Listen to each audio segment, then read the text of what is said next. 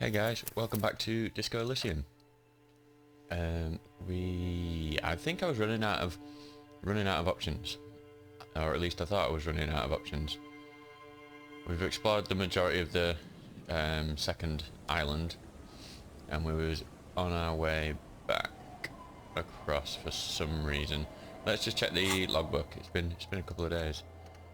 Find a tape with a melody for Egghead. Okay. Confront the pigs and get your gun back. That's not till later on though, is it yet? You must meet her near the old fish market at 10 o'clock in the evening. Okay, so where's the old fish market?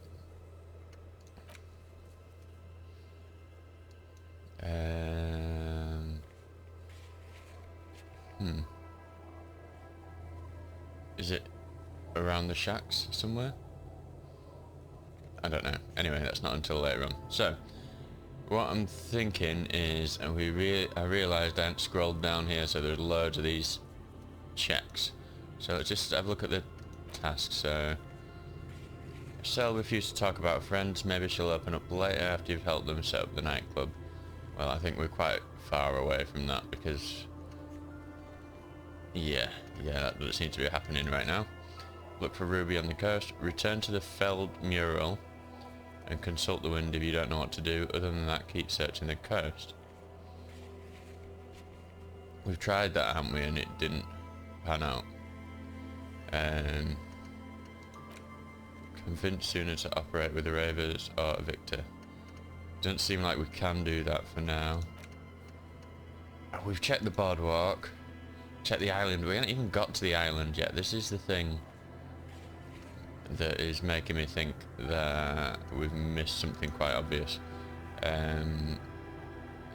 Get boots off the victim's feet. Yeah, we can't do that. We've already sent the corpse back.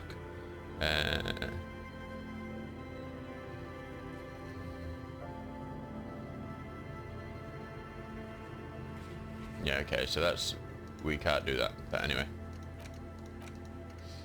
So maybe let's just go back to the mural and see if we can retake that check. Let's get rid of this flashlight / torch because it's starting to get my nose a little bit. Okay. I think we were there not so long back, but I just can't. It's been a few days since I played it. I can't remember. So let's just go back to the mural and see if we can retake that check.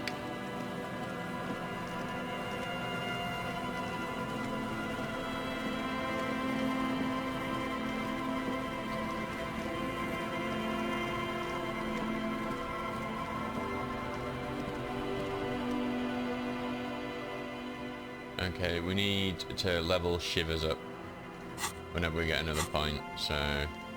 Okay, yeah, so let's have a look at all these checks that we've got to do, so... Tommy Lehom... Can't quite remember where he is. Is he in... is he in the Whirling? Maybe. Empathy, we're not very good with them. Empathy, the mirror, electrochemistry, impossible. The map wall, interfacing, challenging. Flows. Mirror again, interfacing, challenging.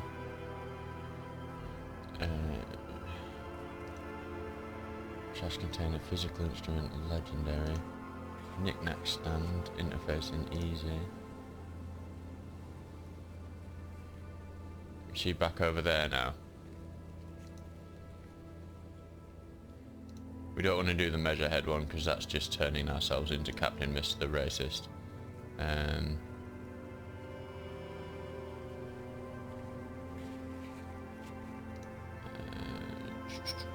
Church doors. We've already got through the church doors there. Lily and the net picker. Suggestion heroic.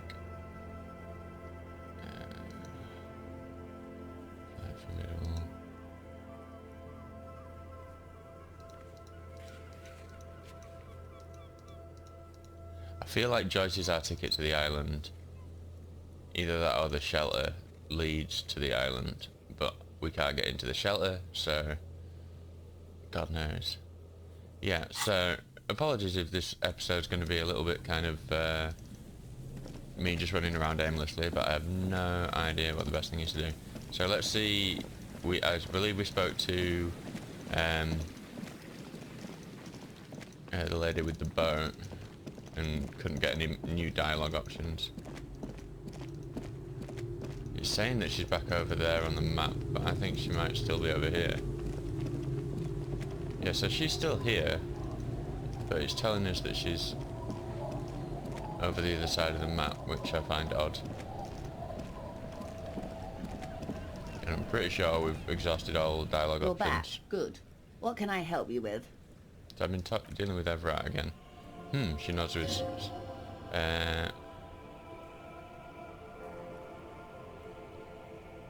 not even asking you anything, it's so easy just to say, this whole thing is a takeover. Is what you're about to say when a cold streak runs through your heart. Once said, there's no going back, Harry. Yes, there's still reality-based knowledge I can glean from her. I don't know what we're meaning by this whole thing is a takeover. Is that us saying basically we're on Everett's side? Yeah, we don't want to do that. He asked me to open a door. A referral, you mean? I take it this was for someone in the RCM. She waves her hand. Don't answer that. No, I mean like a real door to someone's house. Oh my, a real door? The lieutenant does not say anything, but you hear the nylon of his jacket rustle as he looks at you. It was nothing. Of course, the RCM has the right to inspect any premises, she nods. How else would you catch the bad guys? The information was useful, I hope. A battery mind cannot fathom that you didn't ask anything in return. Frankly, what was done was not pretty at all, but neither was it illegal, and it was not for nothing. He turns to you. I advise you to be very selective with what information you choose to share, which may have consequences beyond our line of sight.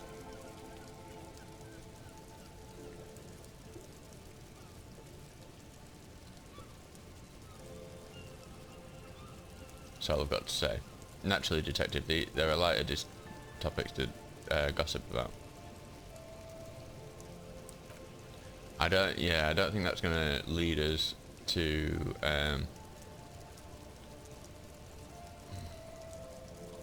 let's ask more about reality. Can we? That's all for now. Conceptualization. Have we got anything clothes-wise that can help us there?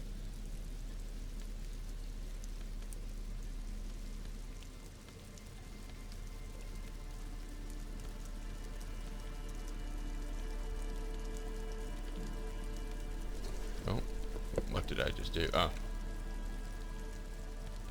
Lounge jacket. That's what we were wearing already, wasn't it?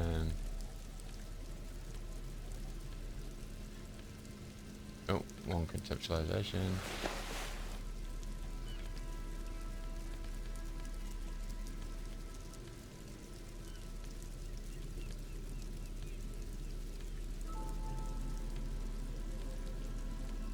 Okay, yeah, that's as good as it gets. Have we got anything taken away from conceptualization? Oh.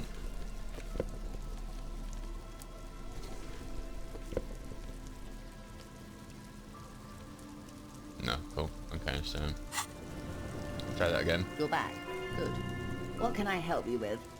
Not an umbrella, I hope. I don't need one myself, you see. All around you, rain keeps falling down. On the wooden board she's standing on and on the water around you. Could you use a coat like that? The rain is freezing. Sadly, I need this one myself. It's hydrophobic, repels water almost magically. The company makes them for offshore platform personnel. Very sturdy. She gives the material another pat. What I can do for you is answer some questions. Nothing like talking to pass a rainy day. More questions about reality. It's still going to be a miracle. Yeah, we can't do that. Okay, so... Seriously, I want to know what you are. She hums. She won't maneuver her way out of this one. Stop dodging, what are you? I'm the vilest of the vile, she says with a sudden flash of teeth. A traitor, a devourer of nations and infants. I'm an ultra. She raises the corner of her mouth, smirking, revealing a canine. It's sharp.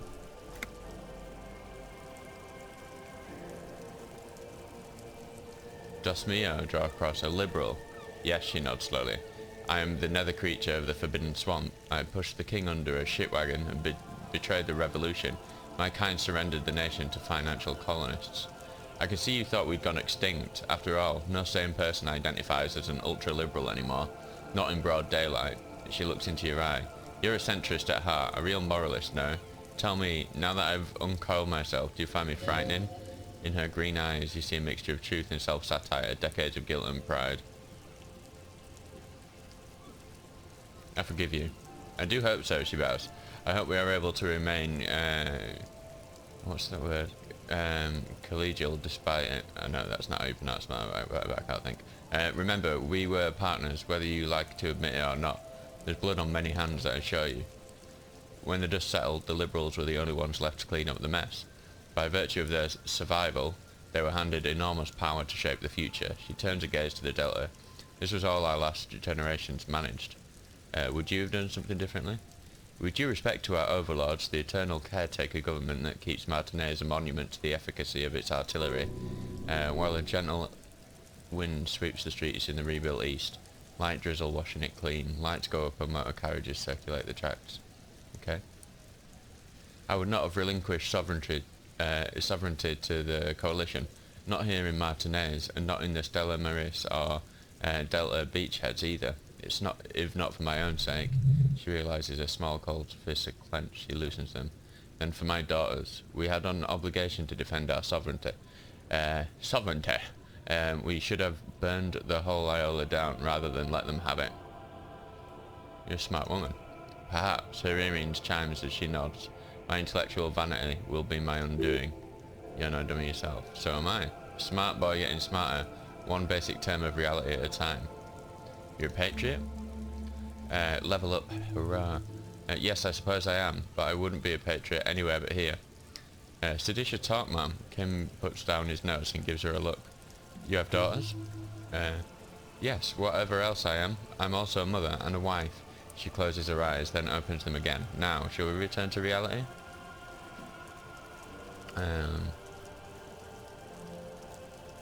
What was the RCM again? Nothing more nor less than the de facto law enforcement body of post-revolutionary Revocol detective. Yes, the lieutenant steps in to make a gesture encompassing you both. We are the Revocol Citizens Militia. He's being sarcastic. Are we? We are. You said de facto. Yes, that means not de jure. The RCM acts in what is poetically called the twilight of international law, both at the behest of the coalition government and to its chagrin. What do you mean? The RCM's responsibilities are defined by the Emergency, Wayfarer and Aliments Acts. 3 pieces of legislation keeping the city in a, let's be honest, laissez-faire stasis to the benefit of foreign capital. All 3 are good to know. The lieutenant looked up from his notes when we're out policing. So I'm basically one of the good guys. There's nothing basic about your role, detective. It's true that the RCM keeps everything the way our seemingly permanent provisional rulers like it.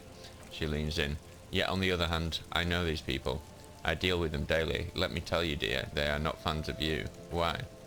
The post-revolutionary decade was a disaster for the coalition government.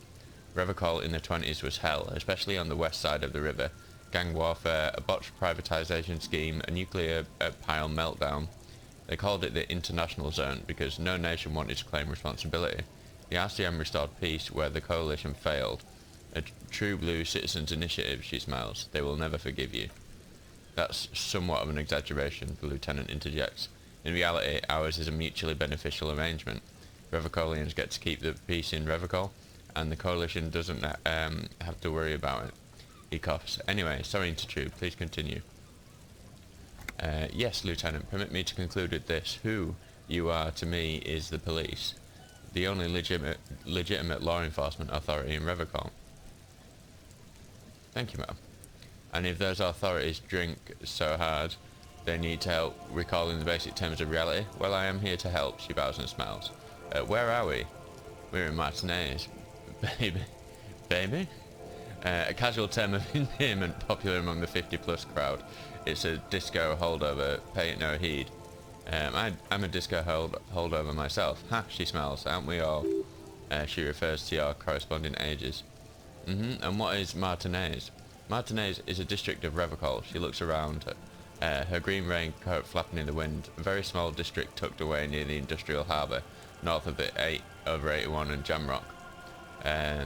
You would be excused for not knowing about it. Unimportant, they say.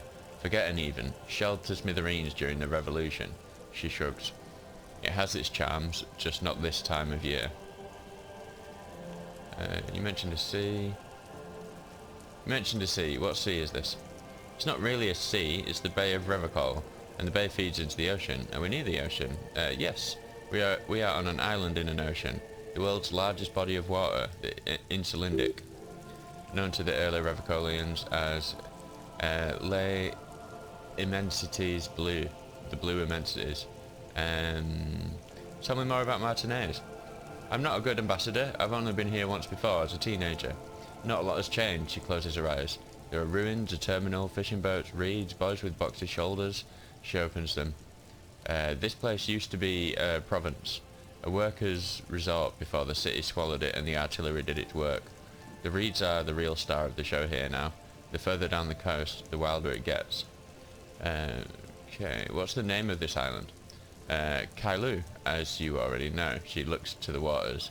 Imagine a pebble, a smoothed over pebble amidst a great blue sea, misshapen, cracked. The cracks are the river Esperance. We're in the delta of this river, on the 6th branch, the Martinez distributary. It's clear this pebble is of enormous value to her, and to humanity at large. Okay, that's Martinez. What's Revocol? Revocol is what you call a city. What kind of city is Revocol? The great kind. What makes Revocol great? History, detective. They built this city to resolve history. Our part in it, at least, of our centuries. Okay, who built this city? The nations of the Occident, or migrant workers from the Seminine and Lilmara, depending on your creed. When was Revocol built? In the Delorian century, 380 years ago. And why will it resolve history? They say it's where the terrible questions of our time will be answered. The tensions are highest, the fault lines deepest. By that I mean conflicts, ideological conflicts, the stuff of men. Why here? We are standing on a fertile, self-sufficient island able to sustain up to 200 million people in the middle of the Interlindic Ocean, the world's connective tissue. She smiles. It's where the money is. So we're...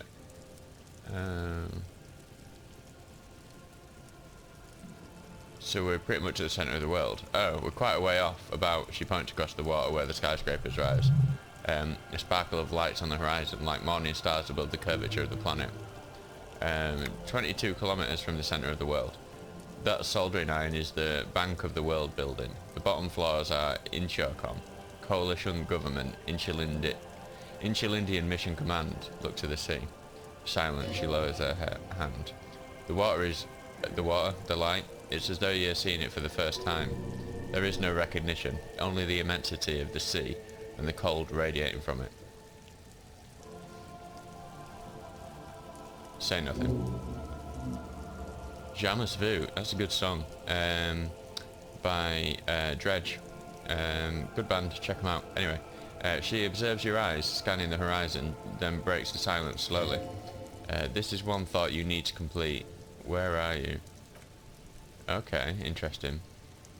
One thought we need to complete. That, that's all for now.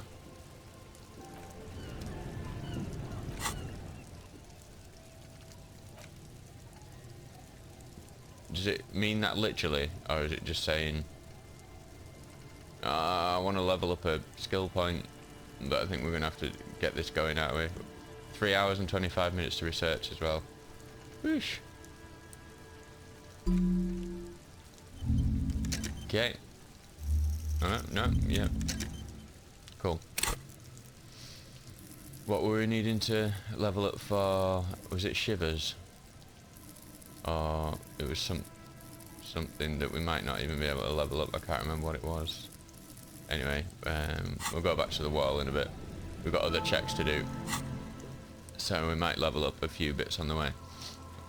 Okay. So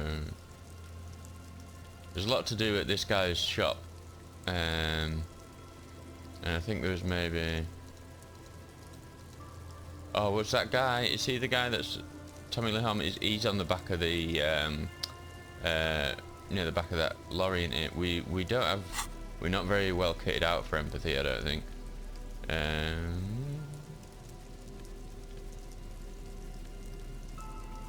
+1 empathy. Right, so... Anything else empathy-wise? -1 empathy. Yeah, we don't want that.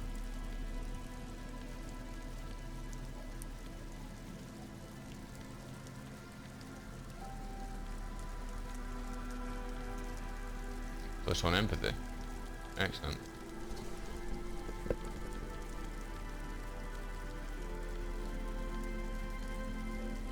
+1 empathy. Again, excellent.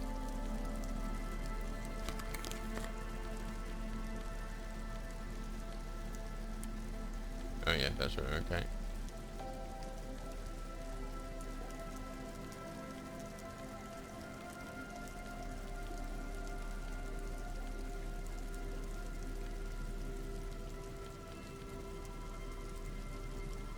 Okay, cool. So we got +3 empathy just from us. So let's go speak to Tommy Lee Holmes, see if we can't empathise a little bit.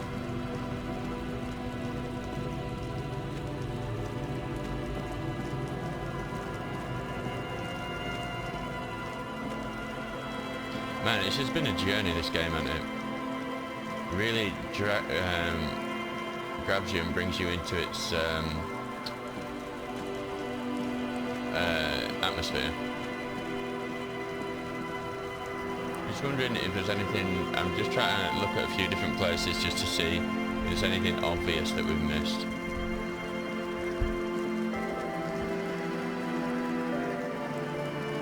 I don't think... Maybe there's something with a check that that'll kind of just open up some new stuff. I mean, we can definitely get into that building because we could see the stairs at the top and the door, the one where we need to level up to be able to try the check again.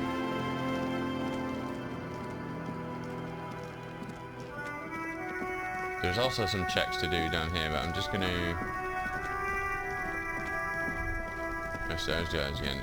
Speak to Mr. Laham, see what if we can't empathise. Stuck in the rain in a traffic jam, man. What's on your mind? Ooh. Let's try this conceptualization again. I think...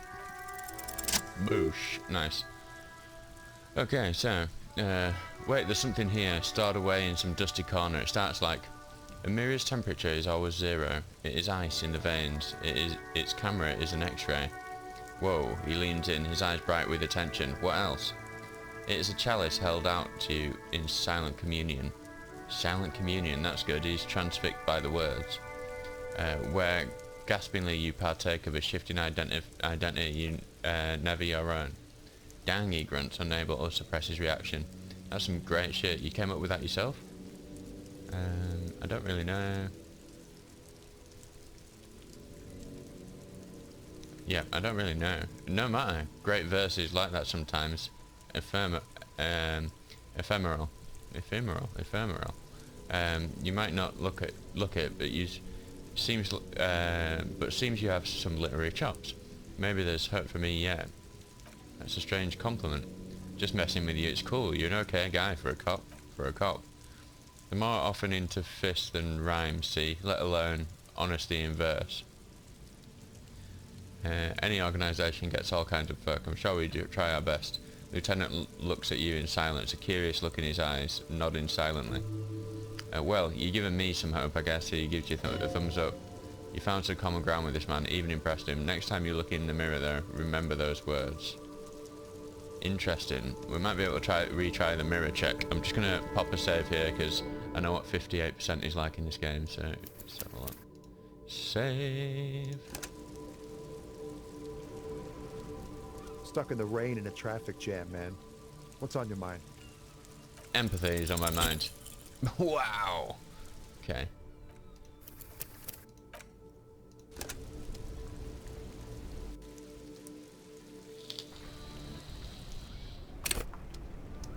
Seems like the game Stuck had in the other rain ideas. in a traffic jam, man. What's on your mind?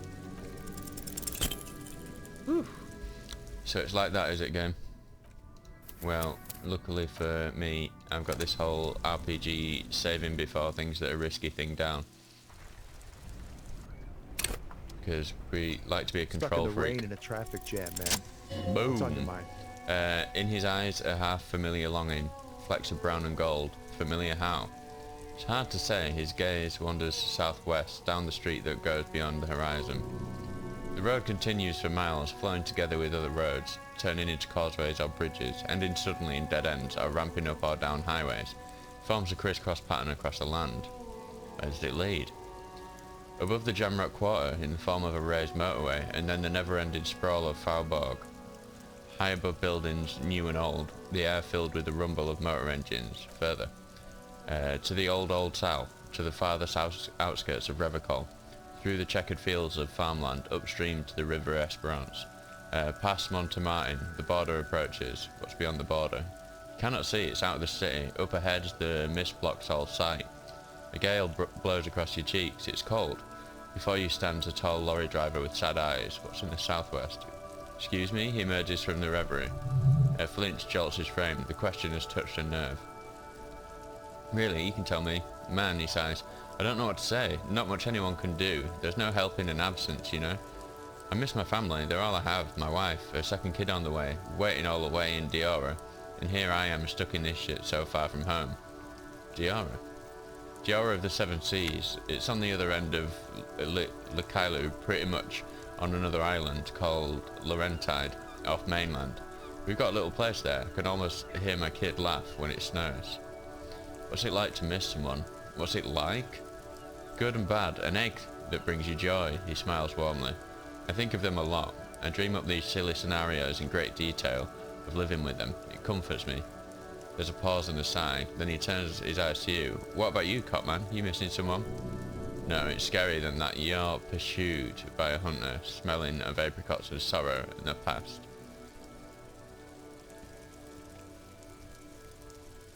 No, I feel hunted. Hunted by what? By a shadowy figure known only to me as the ex something. Damaged health. An ex-wife. Her pain burns in your chest, radiating. A crown of arteries on fire.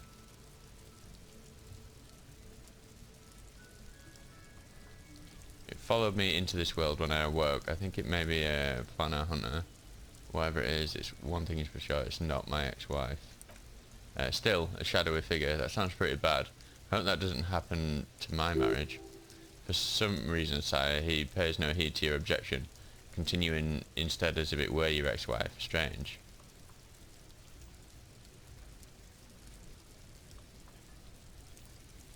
Yeah, my thing has got nothing to do with marriage. Sure, man, if you say so. It doesn't look like he believes you, but look, man.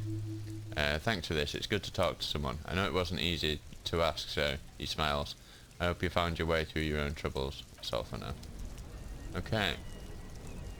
So we're getting some XP doing this. We've still got quite a long way to go before we level up again and we can retry that, but... okay. Next. Where's the map wall when it's at home? Is that the...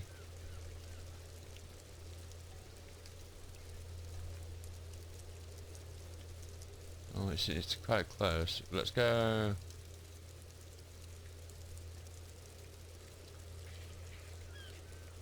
Yeah, let's go back to the front here. Then let's go check out, see if we can find what the map wall is. Then, there's something up there as well. In fact, I'm curious about this map wall now. Let's go. That's over this way somewhere. Map wall, map wall. Oh, is that in the shop? I haven't been in here in a while, actually.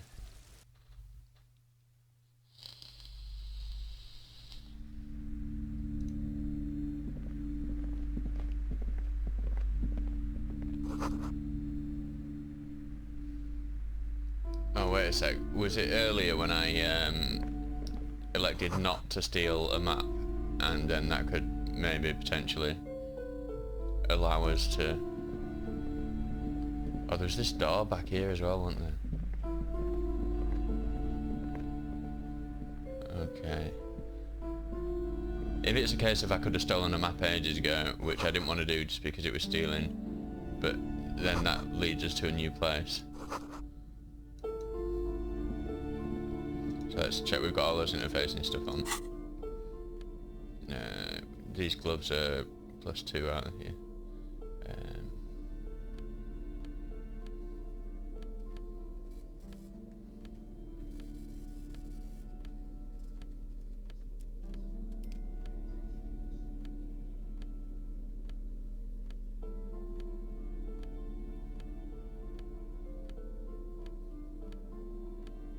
Yeah, so it's just that basically in it. So let's pop another save.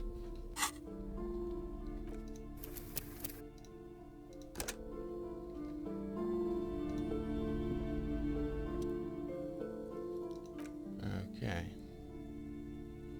Look at the map of Insulinda. This large map displays archipelagos. You see a constellation of small dots on the light blue emptiness of the Insulindic Ocean.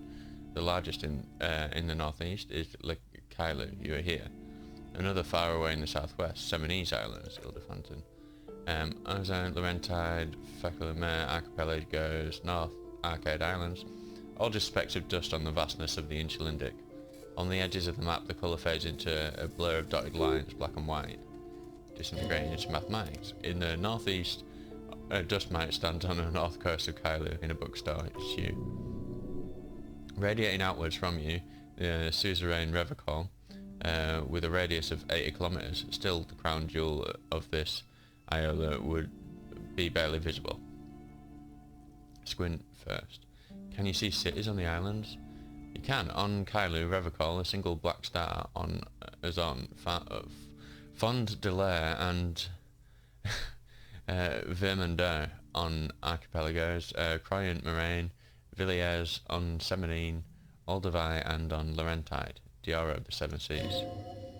Lost little pearls of light, tiny figures in the dark. 850 million people live on these little dots, an oceanic world of culture and commerce torn apart by history. Look at the edges.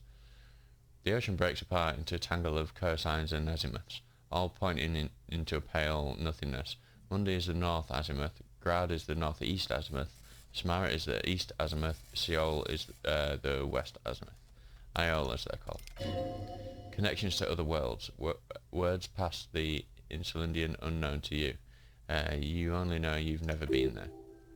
You have little idea what they are, distant stars, gods, but looking at them makes you feel almost non-existent.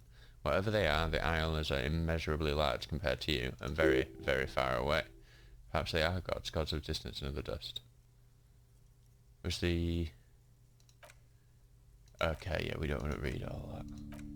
Cheese and crackers, it's just names. But we'll get the experience anyway. Starkeep, can I buy these maps? I'm sorry, officer, the map of Martinez is the only one available. The other two are not for sale anymore, and besides, you could scarcely afford them. They're quite valuable, though they might not look it. The map of Martinez is 90 cents though. You seem to underestimate my resources.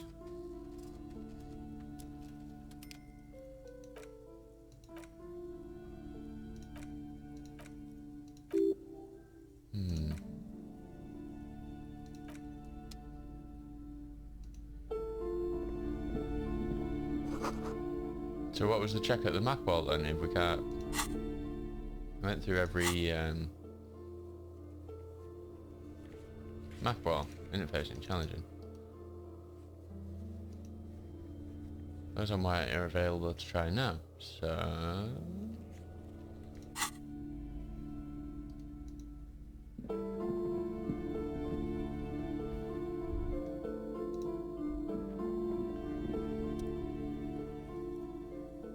Paranormal books, that's not anything to do with the map wall.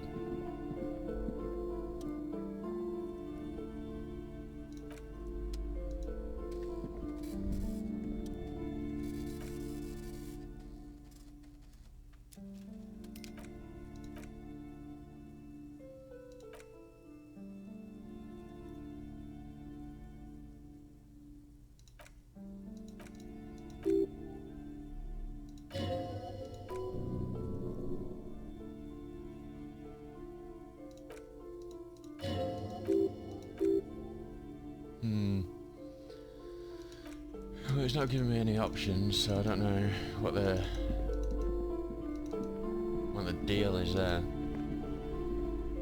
Hello again, esteemed officer, and welcome to Crime, Romance, and Biographies of Famous People. What if I want to buy a book?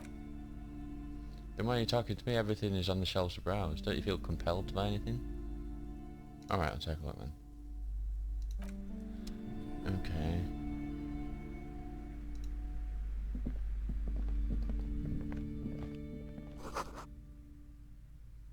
Maybe we have to come back at night.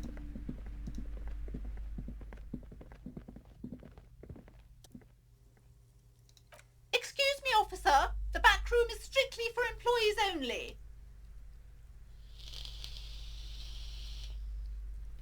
Pull open the curtains.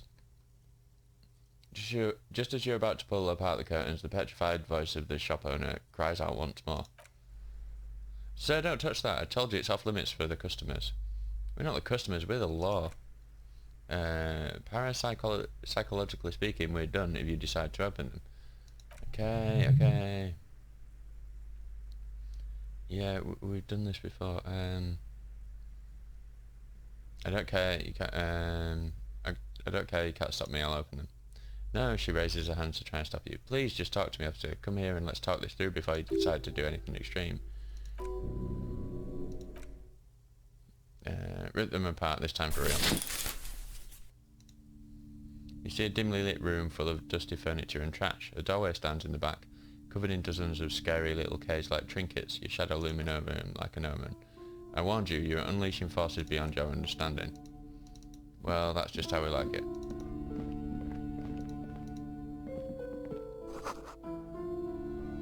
Ghostly silhouettes of hairdryers. Okay. What do we need for the check? Pain threshold. Okay, so I think we've got some stuff for that. Is it taking off that raises at a pain threshold? Definitely does something. It was in one of the thoughts that we've got.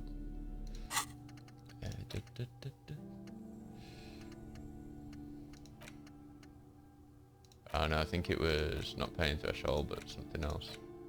Oh, +1. Okay.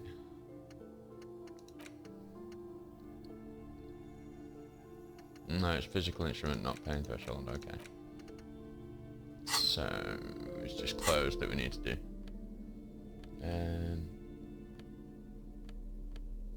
We haven't got anything that's minus pain threshold over, so let's just have a look.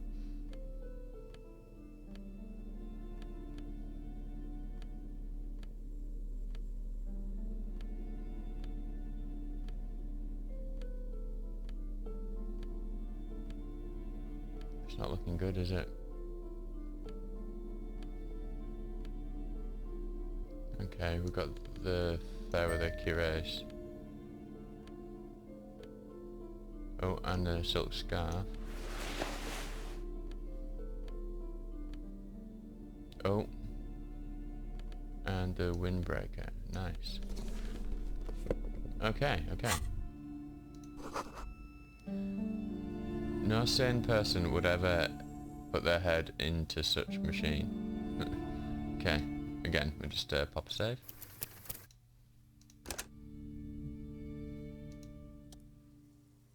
But we got an 83% chance. Okay, let's do it.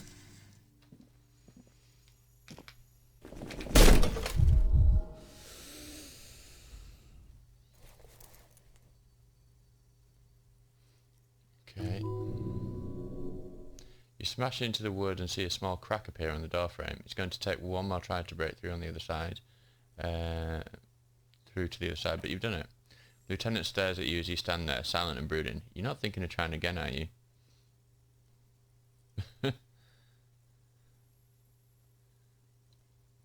Smash into the door and shout, fuck the system. Let's just heal up a bit, but freeze dirtbags, hands up now. Fuck the system, let's do it that way.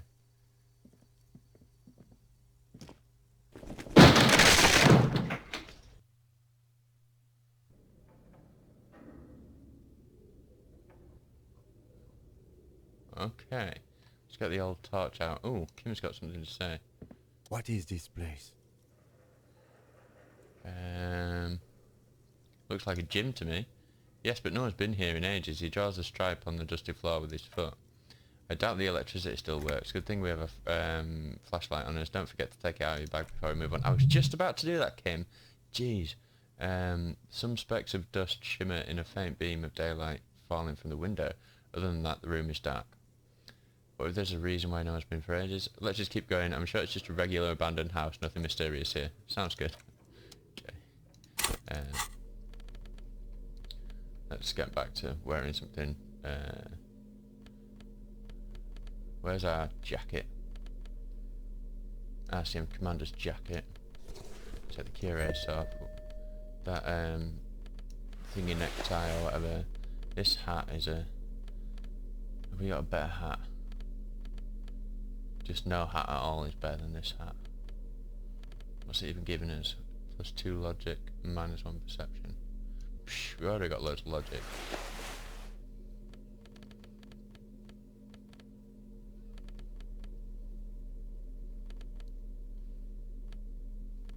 Yeah, okay.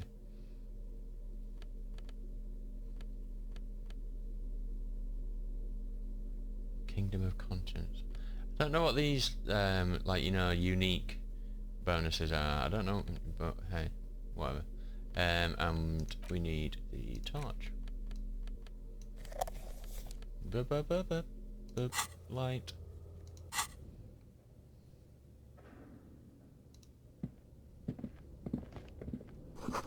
Sand is dripping from a punch bag. We've definitely got some interesting sound effects going on. Oh. Smells like leather and sweat.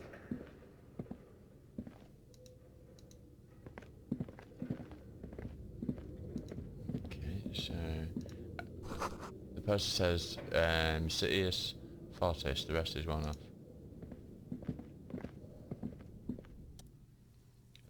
A barbell lies on the floor. The colour is worn off its weight plates. 60 kilogram. Your triceps hum at the sight of these weights. Show the word what kind of beast it's dealing with. Look, Kim, it's a trap. There are no collars on the barbell. Physical instrument A. Sorry, guys, but...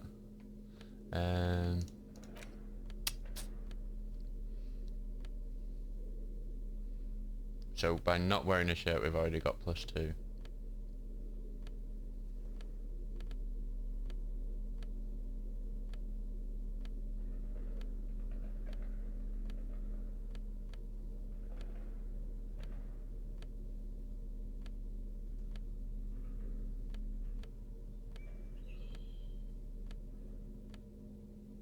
That just gives us +1. -2 physical instrument, okay. So yeah, I got nothing at all. Oh well, we can try it anyway. Probably not gonna work, but hey.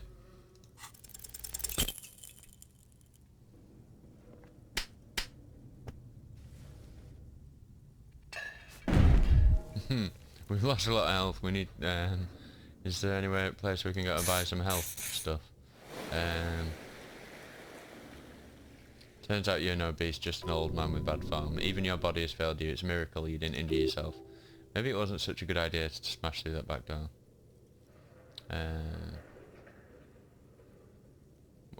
Say nothing. Oh, damage morale as well. Okay. Weightlifting was never my favourite either. Lieutenant is obviously handling you. Look, Kim, it's a trap. There's no collars on the barbell. You're right. The weights may fall off. Better not touch it then. Kind of bastard would just remove the collars. It should be a felony. It would be a violation of EPI's safety regulation if the gym was still operating, but it isn't. No one's supposed to come here anymore.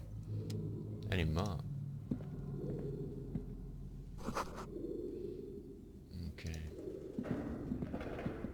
So I guess this is why we need the torch to see up these stairs. Or maybe just into this room. Hallways blocked by old window panes and debris.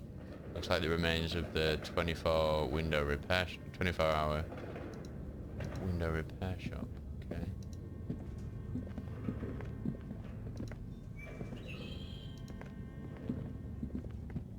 Okay.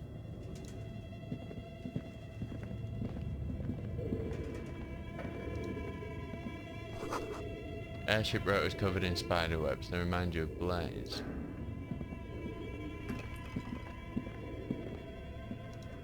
Man, we should have done this ages ago. Naked mannequin torso, strange yellow colour. But where are the clothes it used to display?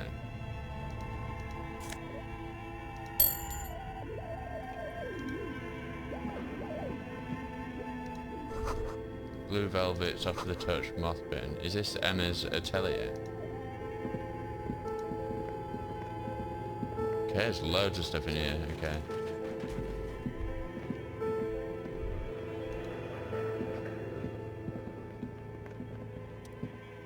Mainframe. Dusty radio computer sleeps on its wired frame, forgotten and unused. Its keyboard has a rectangular on-off button. A piece of paper still hangs from the printer. Another radio computer, says Lieutenant, watching you circle around the machine, just sitting here without anyone in sight. What it means is that these things cost money. Why would anyone just leave it behind? This is the REM Civic radio computer, model RC5120, equipped with a Feld mainframe and a REM-compatible printer. I guess you turn it on. It's your call. He looks over his shoulder and then back at the machine.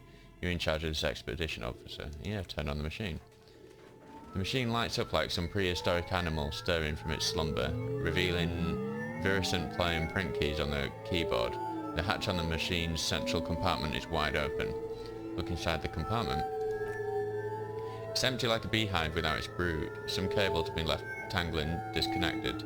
This is where the memory should go. Lieutenant notes observing the machine. Press play. Nothing happens. Press print. Nothing happens. Press play again. Nothing happens. Okay, so we need something to go into the memory, I imagine. We've got another door there.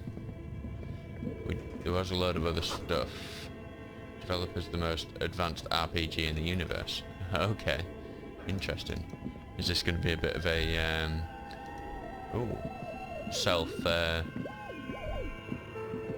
man, there's stuff everywhere. We're going to come back to those boards at the end and then go through that other door as well. Just going to make sure we get everything. Skis with slipstream printed on the laminated top layer. Production schedule, filament memory, there you go. Steel rotor blades bearing a slipstream logo. Looks like someone tried to reconceptualize their business here. I don't get it. Look, the skis and rotor blades both bear the same slipstream logo. Seems likely that they started out making one, failed to turn a profit, and then pivoted to producing the other.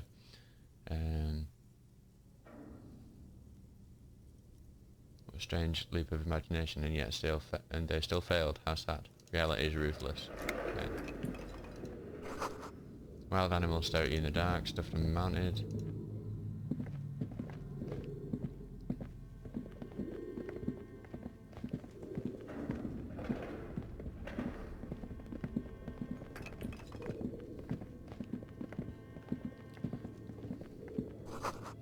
A large demijohn full of strange liquid. Well, yeah.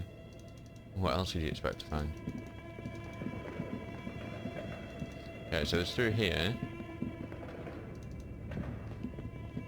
So that goes up. Then there's also that door out there. Where do we go first? Let's do everything on one floor first. Just pop this save. Feels like something's going to happen here. Do this. Put the memory in the computer. Insert the production schedule. Like a smooth draw, the filament slides into place. On the keyboard, press the play.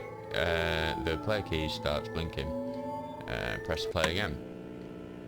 Speaker comes to life. Static seeps through the machine's planar magnetic driver. An old lady greets you. Her voice sounds 100 years old. Good morning. Fortress accident on Rue de Saint Ghislaine. This is East Indian Repeater Station 1. Okay. Please repeat. Is this the production schedule? Let's try the password for the production schedule. Good. Please repeat the password. Say afterlife death. Good. I've unlocked the production schedule. After ending the call, please press print to access the filament. Really? She just used the same password. Lieutenant seems almost disappointed to discover that. Fortress accident. Is there anything else I can do for you today? That's all for now. Thank you and goodbye. The old lady's voice disappears along with the static. Tiles on the cube are still smouldering, casting the framework in a soft glow. Fluorescent plain print keys shine on the keyboard. Press print. With quiet determination, the printer starts printing, a piece of paper unfolding like a handheld fan. A black crisscross of letters covers its surface. Read the printout. It's a new project report written by the lead producer Andrew Andy Scott about Whirling Untethered, a radio game developed by Studio Fortress Accident. The first few pages give an overview of the Capital and workforce, while the rest of it seems to be a production schedule.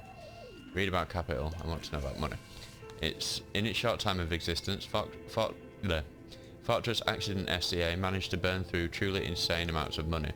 The first tranche of seed financing brought in 150,000 real, but then came the delays. Eventually, the damage reached 400,000 real, with only half of the game finished. Gosh, where did they get all the money? Let's just say it was a real adventure for their Iguanian investor. Read about workforce. Who worked there? How long? Fortress Accident employed 18 people, the bulk of the team composed of writers and concept artists. There were also radio programmers, sound engineers, a CEO, 2 marketing experts, and a single overburdened producer who developed a habit of popping pyrrolidon in the basement to escape his obligations. Why did Fortress Accident have so many concept artists? Wait, why did a radio game need so many concept artists? It didn't. It didn't need so many concept artists. No, definitely not. A few more producers could have come in handy there, especially when dealing with writers, some of whom routinely skipped work because of mental health issues and extremely unprofessional sleep schedules. One of them even managed to steal some valuable company property before skipping town for good. Skim through the production schedule. The production schedule depicts their glorious descent into bankruptcy. Because of the concept artists? No, not the concept artists. It wasn't even the writers with their panic attacks and 3-hour lunches. It was impossible not to fail. The project was too large and no amount of money could satiate the ever-expanding ambitions of the development team. They tried to make a 4 million real game with 400,000 in their bank account. They thought they could bridge the gap with pure willpower and imagination. They couldn't. So they were done in by their own ambition. No, even then success remained within an ever-narrowing margin of possibility that, despite everything nearly entirely disappeared, that is, until they discovered the Valley of the Heads. The what? At the 11th hour, the lead designer, Ziemska-born Sulislaw Zawistia, decided that Whirling Untethered needed was a secret mystical location at the extreme edge of the map. This place was to be the Valley of the Heads, where the heads of all the headless constructs could be found. The player would have been able to choose a head for their headless party member, and each head would have been voiced on air by a professional actor. This is some insane shit. Who are these people? The world had never seen their kind before, might never again. How many heads were there? So many. At last count, there were approximately 10,000 heads for 10,000 headless men, all of which could be endlessly recombined. How many combinations could you make out of that? Do you really want to know? There seems to be a calculation here, but it may take a while. Yeah, how bad could it be? Whoa! Many.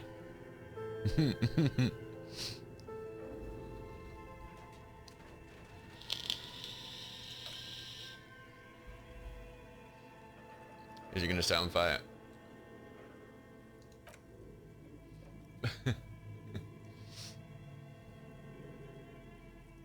Was it 10,000 to the power of 10,000? The lieutenant taps his foot impatiently, his arms folded tight against his chest.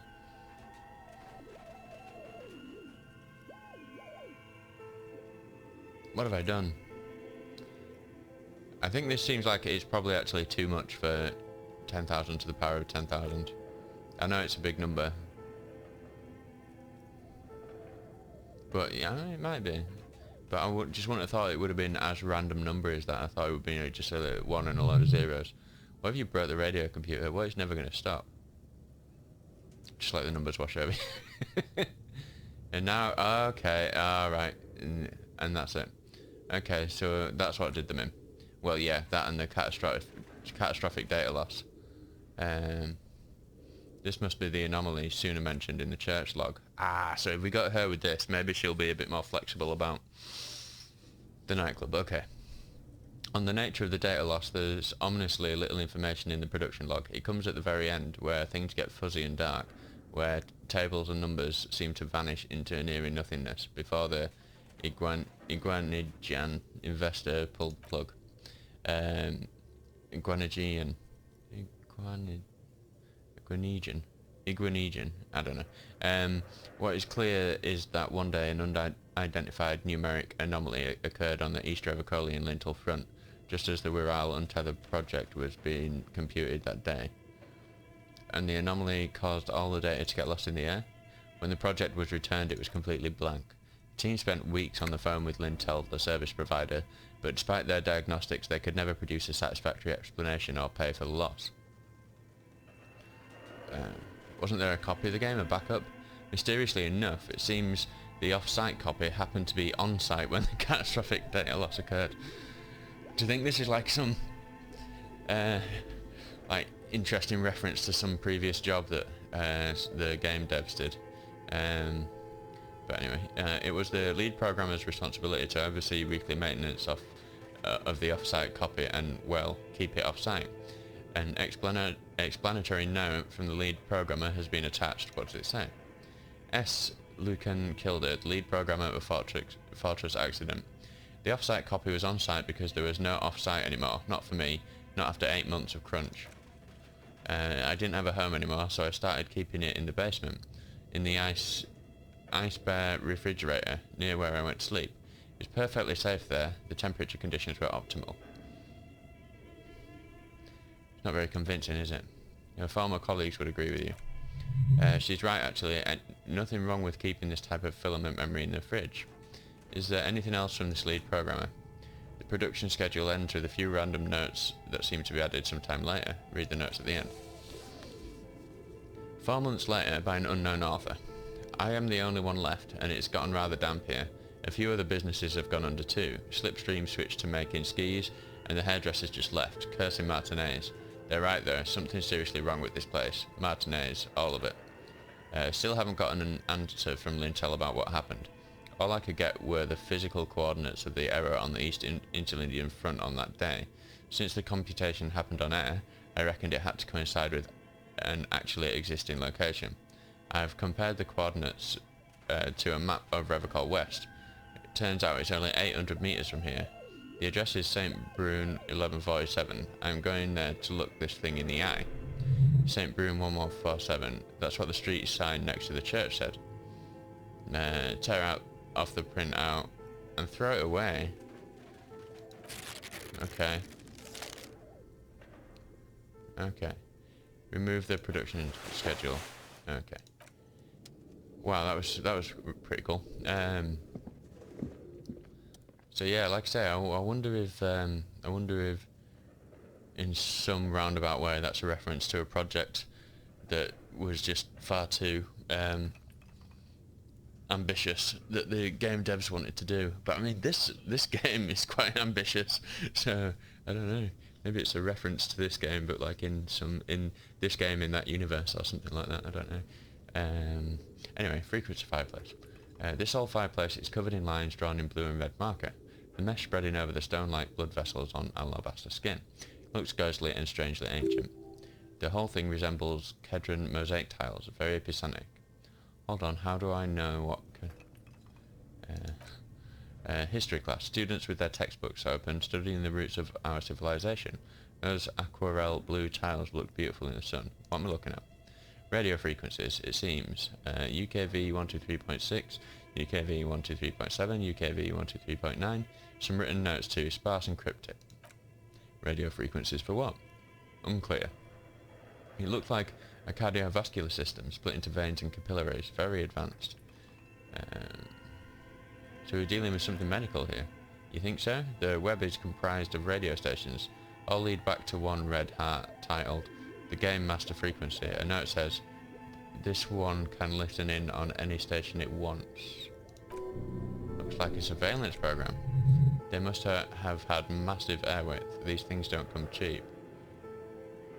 Wait, who's the Game Master? Someone very important. A conductor for the hundreds of story threads that pass through the Game Master's frequency. If it's a game, then who's playing? Whoever decides to call into a call-in station, it looks like. A list of names under the station suggests people across 6 Iolas would be playing. Mundi, Inchlinda, Catley, Grad, Tamara, and even Lilmara. There's no way a little basement studio working here could pull anything like this off.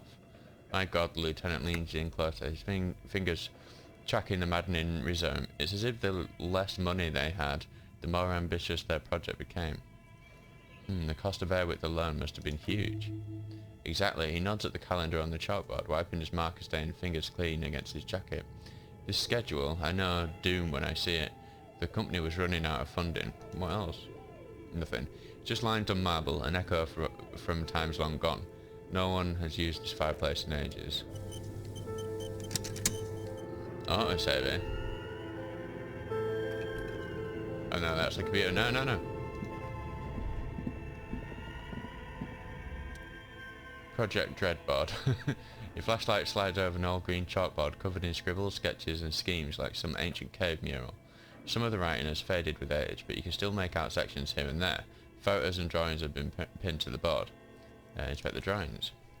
These lithe, pointy-eared creatures appear to be different types of welkins. You can make out autumnal candle welkins, cast in wax-based magic, translucent welkins with organs shining under their skin, and even ether welkins, hailing from the past vast emptiness of sidereal space.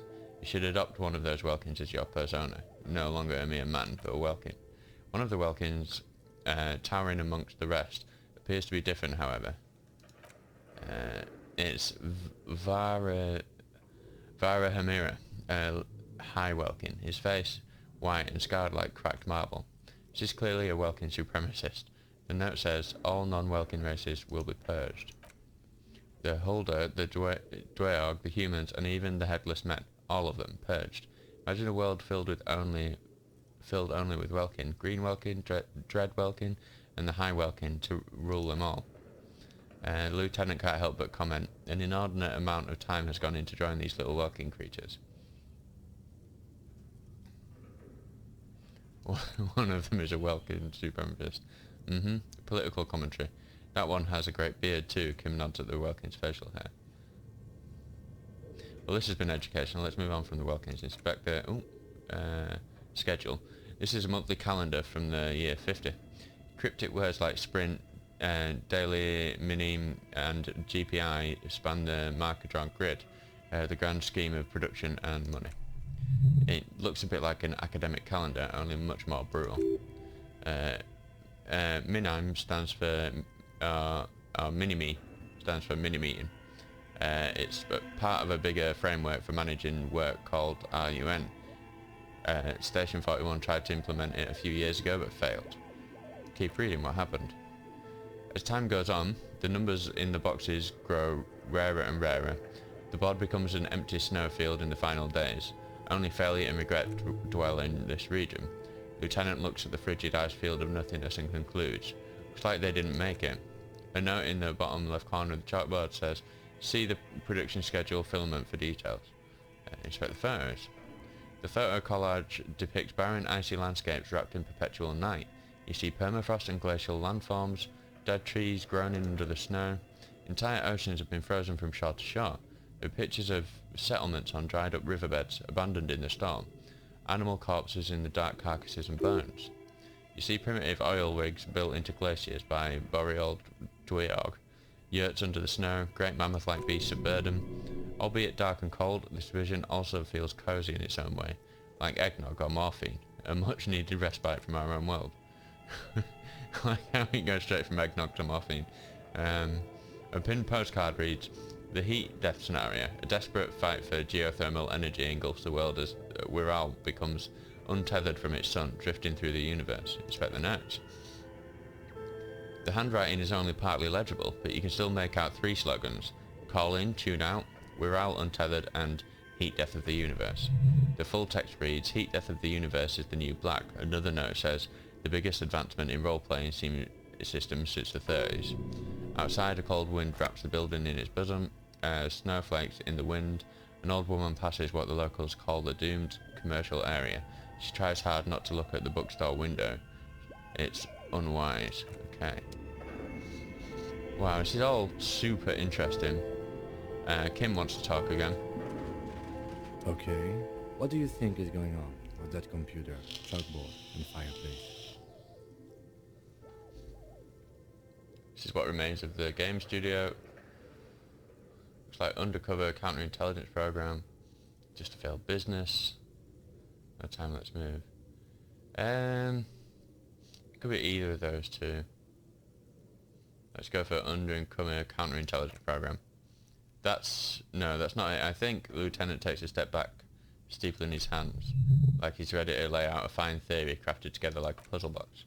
Looks like one of those popular pen and paper role-playing games, only these people were trying to automate it, make it work on radio computers. And by these people I mean people in Suna's radio game company, Fortress Accident. So is that what Suna's trying to do now?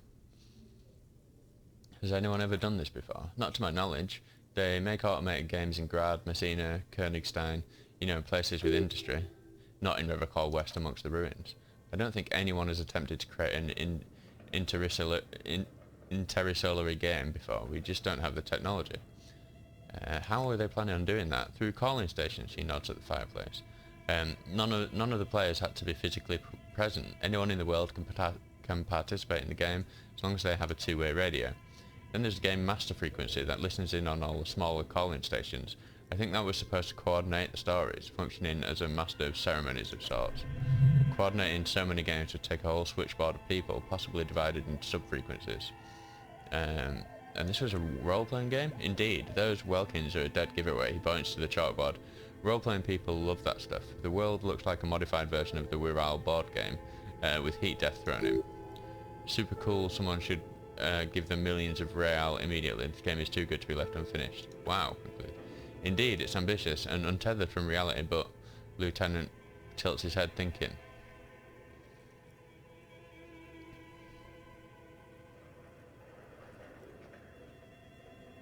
The world is cold and lonely. This would keep it company. Let's finish it. A half smile breaks out on his face. It's too late for that, I'm afraid, he says, looking around in the derelict room. The pipes howl and a rat crosses the floor. Okay, he concludes. Let's keep moving. Right, I'm gonna try this door before we go upstairs. Oh, maybe we should have gone upstairs first.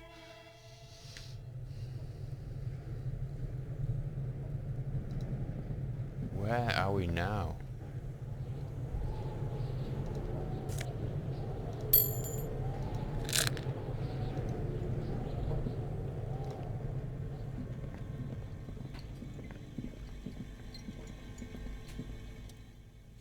Ice bear fridge. You see a terrifying ice bear with a strange compartment in its belly. The door is covered in frost and the bear's eyes are glowing red. This ice bear is a hyper-carnivore. Be careful. The bear looks oddly realistic. Is it taxidermy? Crack open the door. A gust of freezing cold air rushes to greet you. You hear a low grumble as the bear regulates itself. This is inside of a refrigerator. Lieutenant takes a peek inside. His hand has found the holster of his gun. Relax, Kim, it's a fridge.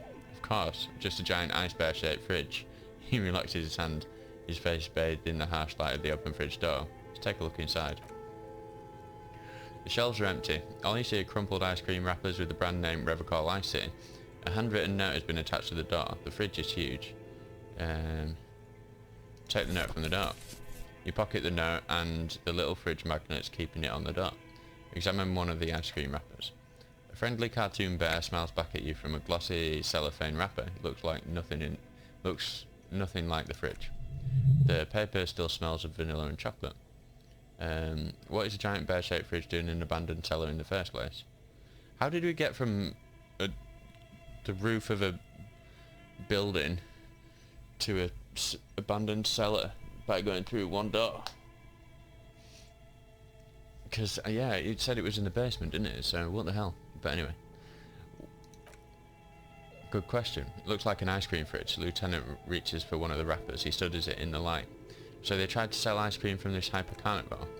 I know, says the lieutenant. What an unfortunate marketing choice. What is even worse, the bear is still costing them money to this day. Lieutenant points at the red snaky cable running from the fridge. The fridge buzzes with energy. The electricity bill on this thing must be catastrophic. Close the door.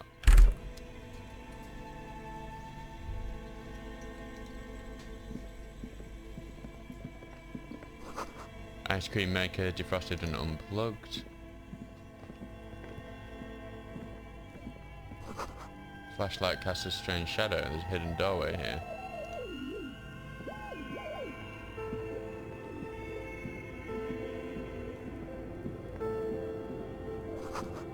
Two rusty rifles are hidden above the piping. They look inoperable. Hole in the wall. A few bricks have fallen off, revealing a compartment behind the wall. Too dark to see in. Look, there's a hole in the wall. There is, yes, and there also appears to be something inside the hole interesting. Do you want to take a look? Okay, I do. Your hand reaches deep into the darkness and spiderwebs rummaging around. You find rusty rifles hidden away. Rifles, Kim? Lieutenant steps closer, curious. Are these any good? Inspect the rifles. Most of them are rusty and inoperable like the rest, but one catches your eye. A bolt-action model with a fine wood stock in better cosmetic order than the others. This one looks nice. Nice. An old Bell McGrave from the Revolution. Lieutenant notes with approval. His eyes are gleaming. Seems to no longer be functional, but still, beautiful thing in its own way. What does this mean, a rifle here? It means that there are firearms, breech loaders, still lying around in Martinez. This would have been good in our case against Ruby for Titus. Too late for that now, but still might be useful down the road. He likes this find. Where are we? Seems like an old bunker from the Revolutionary period. Look at all those rifles, he points up, and the rifles under the ceiling. Must be an old weapons cache. Okay.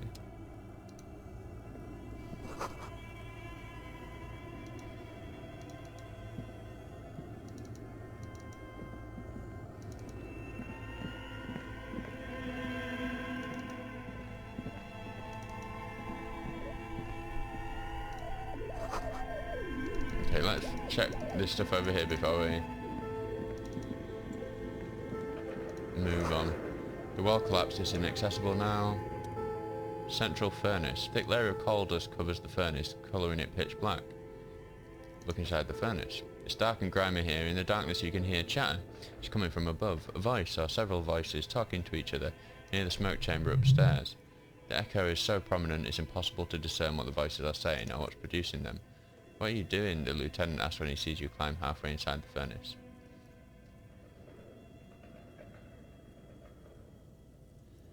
I'm not sure, Kim, but I think I can hear someone talking upstairs. Wait, really? He looks up at the ceiling. We should investigate, see if someone's upstairs. Smear your hands with coal. Kick it with your foot. The lush layer of coal now covers your skin, sinking into the wrinkles. Your hand looks ancient. Maybe you could paint something with this coal. Leave a cave painting for the future archaeologist. No, that would be stupid. Still, it's good you have this dirt on you. Real men wear coal for makeup. Kick it with your foot. Ow. I'm doing some pretty silly things here, right? But anyway. Kim, what is this thing? Is it a furnace? Looks like it. Looks like an old central furnace used to heat the building. It's connected to the chimney. He opens the door and gingerly peeks inside. No one has used it in ages. No signs of any recent fire. Only dead rats. Okay.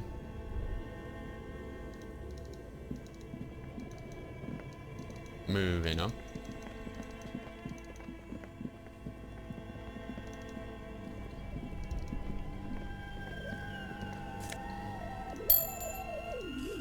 Nice. We need some more health stuff.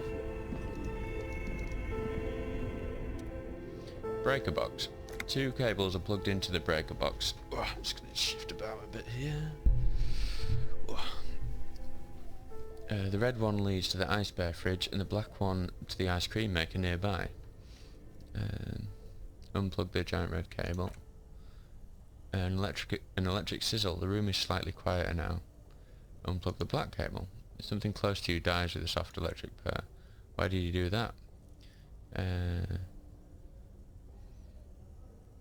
I don't know, I just do things for that reason. Lieutenant raises his brows but doesn't say anything. Electric distribution board now has one cable missing. Plug in the black cable. Somewhere a machine hums along with current, happy and contented. Yeah, sounds like we're going to want to keep that on. An intercom wires running into the breaker box. Ooh. Tank top that gives us drama. Maybe all tank tops give you drama. We need to go back there though, because we missed upstairs. Maybe that's where the people were talking, up those stairs.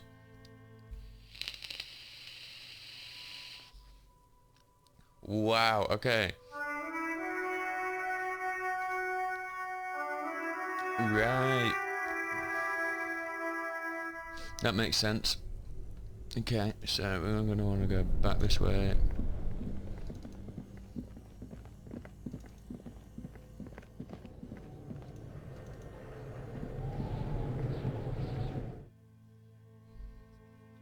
Now this has been a very interesting little side gig. Oh, is that from upstairs? Little green circle giving it away.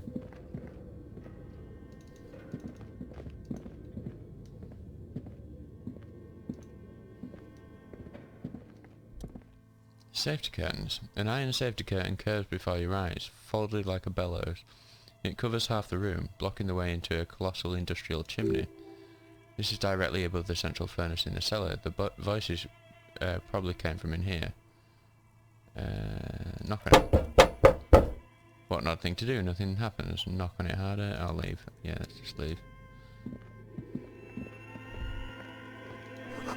Floorboards creak. Shoes in a puddle of melting snow. Does someone live here? This would be a good place to hide out if postcard for the Delta 51. If you were waiting for if you were hiding after doing a murder, for sure. Okay, so there were voices coming from up here. Let's knock harder. Still nothing. There must be another way to wake up whoever is in there. Maybe we should ask the lady in the bookstore what's going on here. Yeah, that's a good shout, Kim. Yo, bookstore lady. This place that you told us that was haunted is really not haunted, but something's up. What's going on?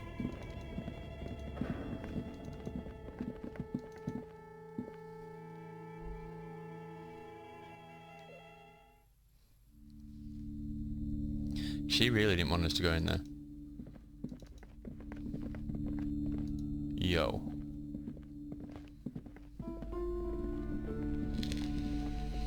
You broke down the back door? The wards, the door. It's all gone now. Dark psychic energy leeching onto my shop. Sometimes it's necessary to resort to extreme measures. I suppose it's all over now? Her shoulders slump as if a heavy burden lies on them. I guess there's no escape. What are you talking about? It's just a door. Just a door? This place is cursed, detective. They don't call it the doomed commercial area for nothing. Just look at the sheer amount of companies that have failed in this house. I hope you're happy now, happy that you've ruined everything. Now that you've broken the door, the curse is coming to get me as well. She closes her eyes and starts mumbling something to a pendant. Host Almighty, she prays, guard me and my honest business venture from the curse that lurks behind the door. Blessed be her name. Curse? But I thought the curse wasn't real. Of course you did. You're nothing but a policeman, she shrugs, visibly dejected. Okay. Alright, you know what? I'm willing to let you investigate the doomed commercial area. We are set on a path, there's little else to do. Her facade has dropped. Now you see the curiosity behind the fear. But before we go on, tell me, did you encounter the malignant entity? Her eyes narrow as she whispers the name. No, I don't think so. Yes, the malignant entity that lives inside the chimney. It takes the shape of a woman, a witch probably. I've suspected that she knows more about the curse than she lets on ever since I first saw her. I heard voices coming from there. Yes, I've heard that it's enormous. She's barricaded herself behind some metal security curtains upstairs. God knows what she's doing there.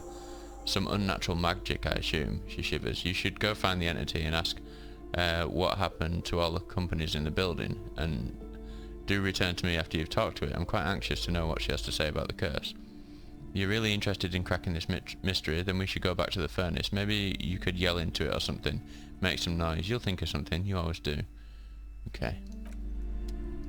So we kicked it, didn't we? Maybe we had to kick it again.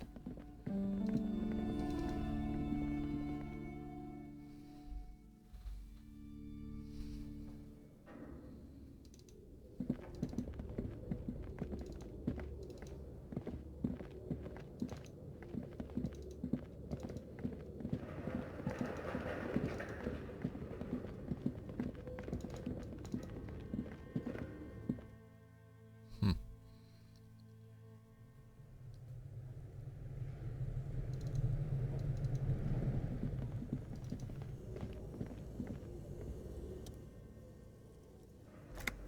97%. If this fails...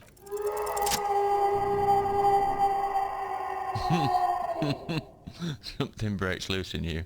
A mighty bellow echoes throughout the chimney's depths. The chatter of tiny voices above suddenly cease. Then... hello, are you there? Speak to me. Hello? Did you say anything? I can't hear you. Didn't come upstairs. There is an infiltrator on the second floor. I'll open it. Hear a low rumble upstairs, the sound of a curtain being pulled aside. The lieutenant nods and then points upstairs. After you, officer. Let's go.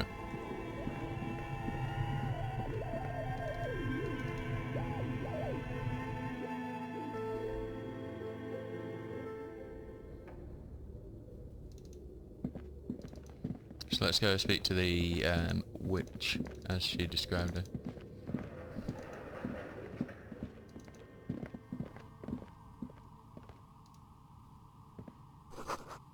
Trays full of dice. Is she the last remaining member of the team? Candy dispenser has been repurposed to contain thousands of dice. Seems like something a role-playing game designer would have. Hello, I'm Nia. Oh, yeah, I don't think she could have murdered. But then again, this window does probably look out onto. But anyway. So a bird-like woman sits on the throne of tools, with emerald light shining through her hair. Try knocking on my window? I must have missed you. I've been listening to my Melius. She taps on her headphones. So what kind of die are you looking for? She's got a direct view to the backyard. You should interrogate her about the lynching. Hold on, what do you mean by Milius? Amelia is like a calling station. You need a two-way radio to access one. That's why I have these. Mostly, they just teach you to swear in different languages. But some of the stations can be quite interesting. I was so absorbed, I must have missed you knocking.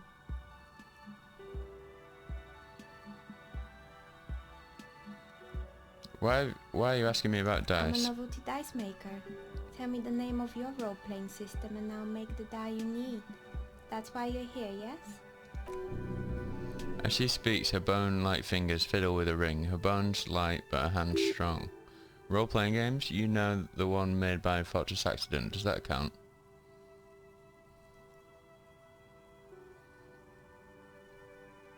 Maybe. I'm not really sure why I'm here, honestly. How strange. Well, if you're interested, my rate is 10 real per set, unless you want something really unusual. Take a look around and see if there is any particular stone you want to use. The walls around here are covered with rows of precious stones and minerals. It almost looks as if the stones and dice are a natural part of the room, growing out of the shelves like stalagmites. No falsehoods are present. She's a novelty dice maker and doesn't have anything to hide. Ask her what you need.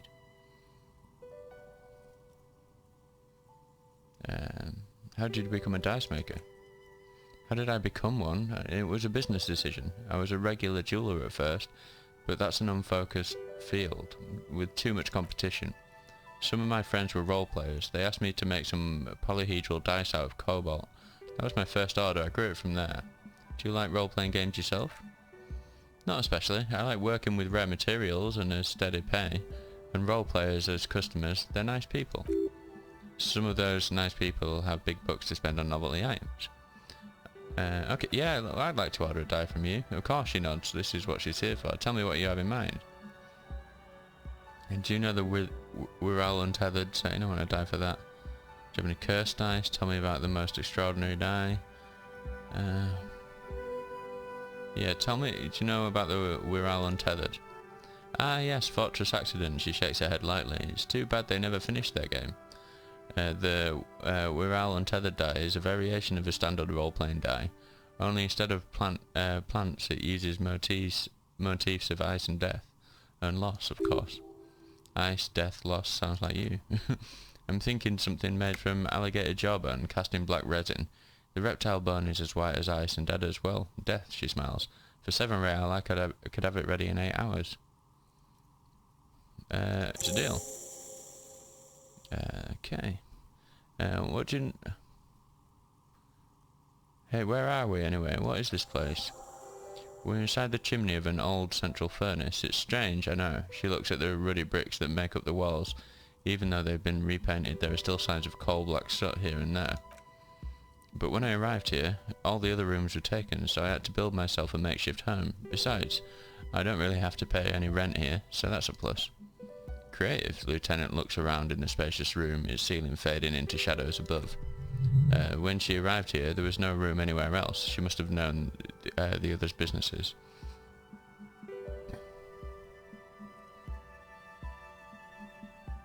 Do you know what happened to the other tenants? Everyone else is gone. More or less. She adjusts the yellow scarf that covers her hair. Are you interested in anyone specific? Quite a lot of them spring to mind. Whoa! It used to be a hair salon here, right? Yes, I think it was called Androgynous Orlando or something similar. They weren't a big hit around here. Turns out that working class men didn't like genderless haircuts. They're scared of that word. You wouldn't like it either. The others would laugh at you. A bit of experimenting every now and then isn't bad. It's not about the haircut, it's about the confidence. What's wrong with a bit of experimenting? The customers should have been more open-minded. I guess it just wasn't the time yet. She tucks a strand of hair under the headscarf. What happened to the gym? It wasn't merely a gym, it was Artemitep's boxing club, a community project created to steer at-risk youths away from drugs and crime. Maybe that's what Kuno needs, a community-centric boxing club. Kuno, her eyes narrow in the dim light. Who's Kuno? He's sort of the king around here. Indeed, who is Kuno? Your guess is as good as mine. Oh yes, you mean the kid with the sailor's mouth? Yes, I've heard him yelling profanities in the backyard. She looks out the window. It's oddly quiet there at the moment. I think it will take more than a gym to help that kid. Oh, poor Kuno. How did the community project work out? It didn't. If anything, it made the youth situation in Martinez even worse. At some point someone started a rumour that the punching bag downstairs was full of amphetamines. It's not really full of that. No one would store their drugs like that. Eventually the coalition took away the funding and the club went bankrupt. This was a few years ago.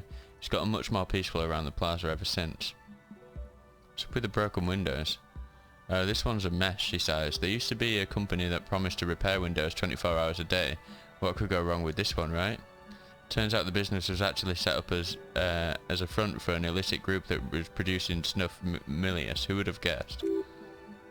What's a snuff milieu? Trust me, you don't want to know. And they never cleaned up the debris either. Now it's just lingering in the hallway and I have no idea how to get rid of it now. It's a shame about those windows. I'm not even going to ask about the milieu. Yeah, don't. She looks down then up again. Did someone here make stuffed animals? I saw mounts lying around. You mean Mr. Fabron, the taxidermist? No, he mostly just did drugs. Anything else? I found creepy mannequins. There used to be a fashion atelier here, but I've forgotten the head designer's name. They were doing well for a couple of years until the insect rights activists came. Insect right activists? What in the name of... The atelier project produced a certain collection that used shitting... I don't know, kitten? I never heard anyone say that word before. I've seen it written down, but... among the materials, apparently kitten is made in the Occident, where it's extracted from beetle wings. And you know how all kinds of political movements are big in the Occident. The activists shut down the biggest kitten suppliers, which of course caused the price to skyrocket. And naturally, all the most fashionable tastemakers refused to be seen in kitten from then on. The atelier went bankrupt before they could finish their collection. Glad ones smoke. I like insects, but they don't have any brains or feelings.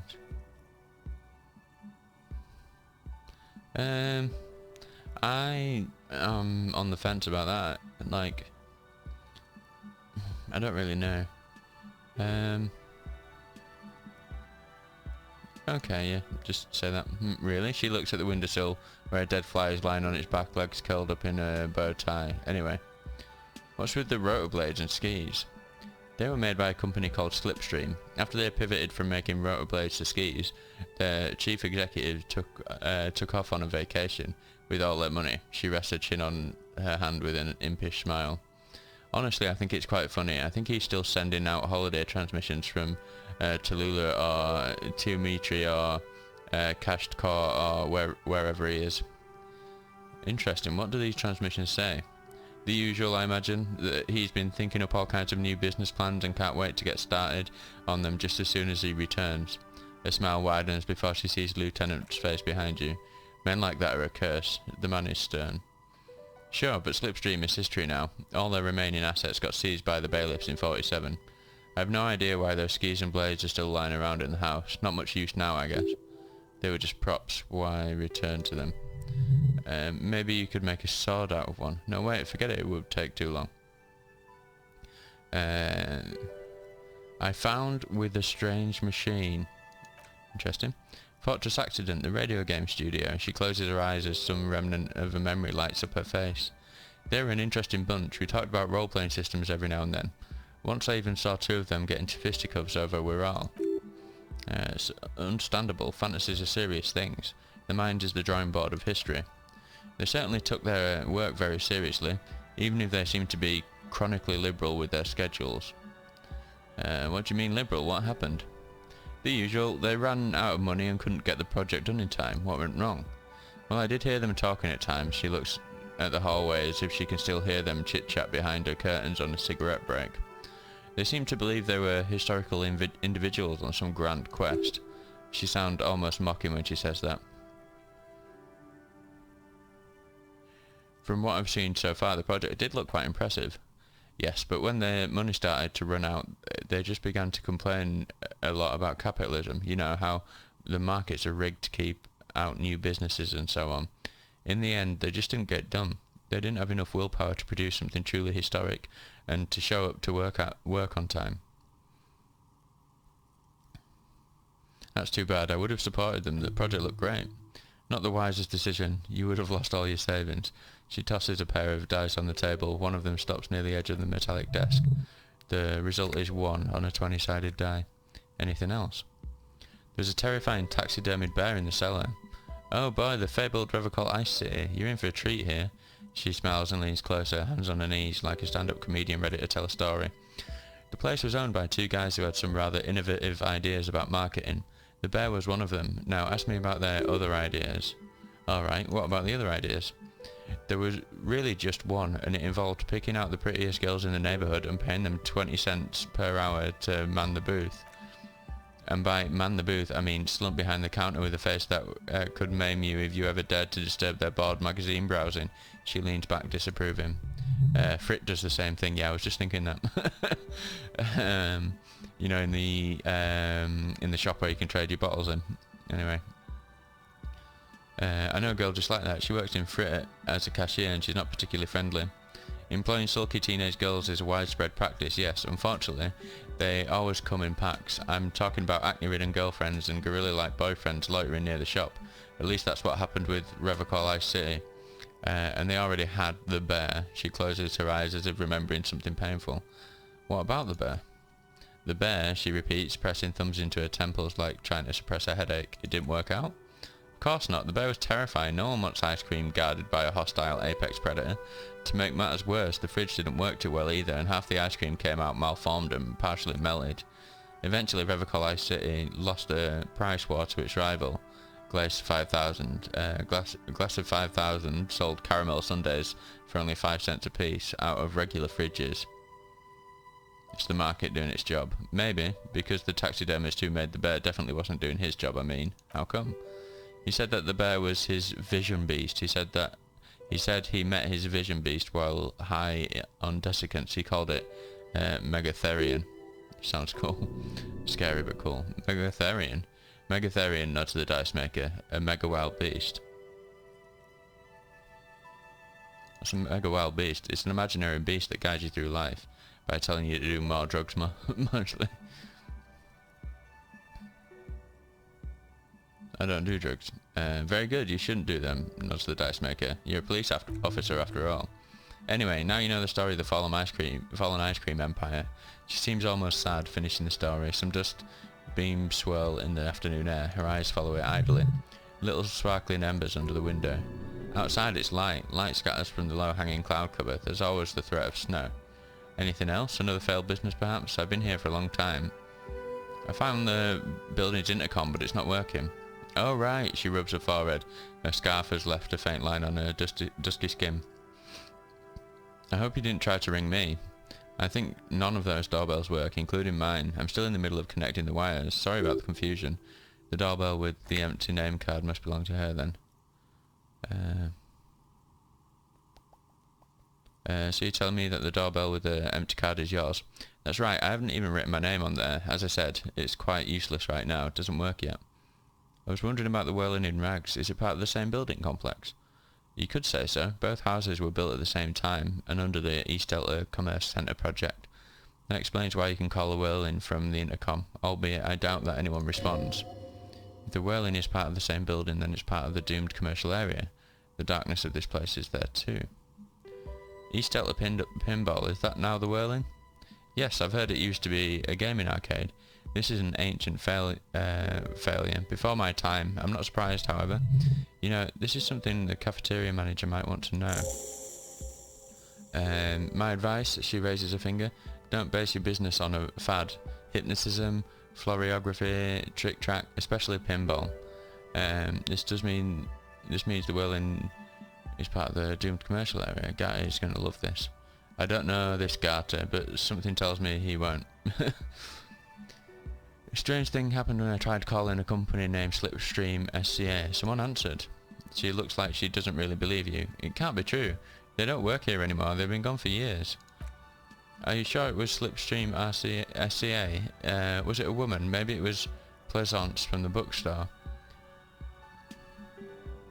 She said she was from Tricentennial Electrics. Tricentennial Electrics? There's a moment before she recognises the name. Used to be a major electrical company 100 years ago. Are you sure it wasn't just some kids playing a prank on you?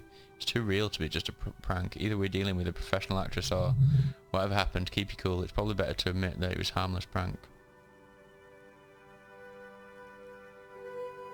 May have been some sort of rare electrical anomaly. A prank is more likely. No, the kids these days, she shakes her head. We were just one of them and now they're terrorising us. And no solidarity. A few more questions about the building. No, that's it. Oh wait. Okay. This is a long convo. Interesting stuff though.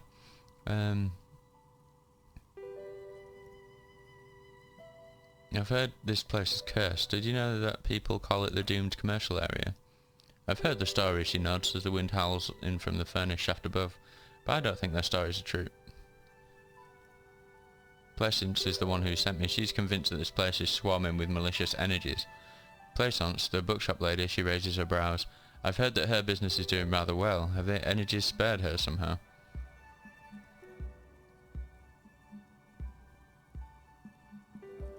Actually, the bookstore isn't doing that well. There are hardly any customers and she has to exploit her own daughter to keep the company going. Alright, but it's not just the bookstore that's still up and running. What about the Whirling in Rags? Some people say it's part of the building complex.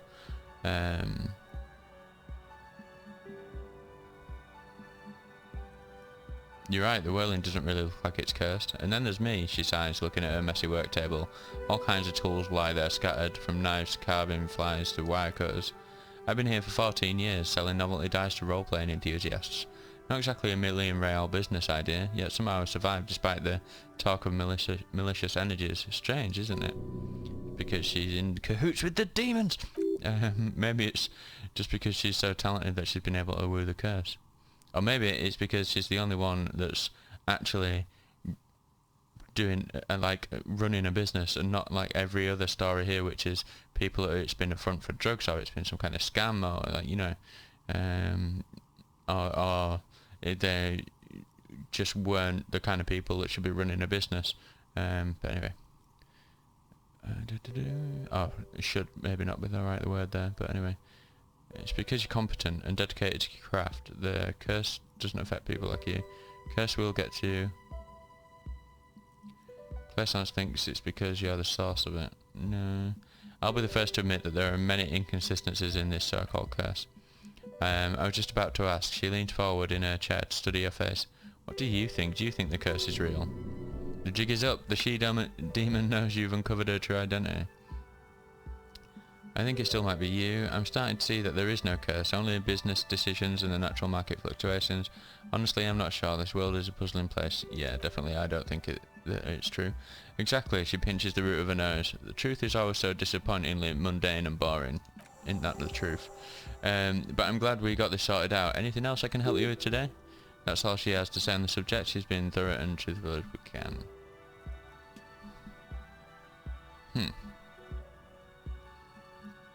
Why hasn't her business failed? Well, because... that's going to intrigue me now. We need Shiver's stuff.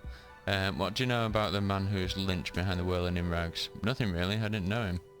The lieutenant looks at his notebook, then the woman under the large window. Your window looks directly onto the courtyard. You're saying you didn't see or hear anything unusual last Sunday evening? Sorry, detective, but as you know, I usually have my headphones on when I'm working. Shuts out most of the daily ruckus behind my window. And you never took your eyes off the work to look out the window? I might have, she admits, but in this case all I could have seen would have been my own reflection staring back from the darkness. It's light here but dark in the yard at night. It's really hard to make out anything out in the yard when it's dark outside. Besides, I rarely get up to look out of the window when I'm in the zone. This person values focus above all. She keeps her sharp sight on the instruments before her. Do you often work Sunday nights? It's an odd profession, making dice for people, but I like it, and I prefer doing this to sitting at home. What do you mean by the daily ruckus? Well, there's always something going on in the Whirling's backyard. She stops to try and come up with an example.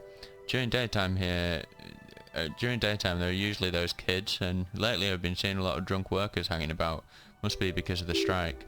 She's heard of the murder but did not see it there. She looks up at the window. Pale light comes in.